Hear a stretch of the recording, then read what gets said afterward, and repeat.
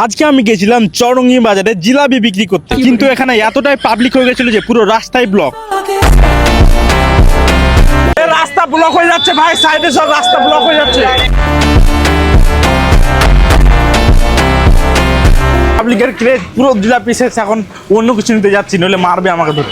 জিলাপি পুরো শেষ হয়ে গেছিল আর সময়ের সাথে সাথে মানুষের ভিড় আরো বেড়েছে, কিন্তু জিলাপির বদলে পেঁয়াজি, চপ আর অন্য কিছু নিয়ে নিলাম। কিন্তু এরপর এটা হবে আমি স্বপ্নেতেও ভাবিনি।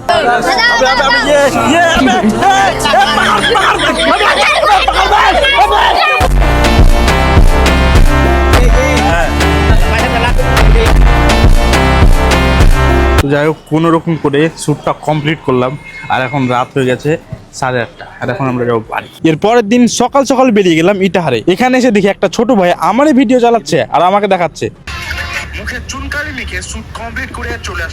এত কম সময়ের মধ্যে মানুষের কাছে এত ভালোবাসা পাবো আমি স্বপ্ন তো ভাব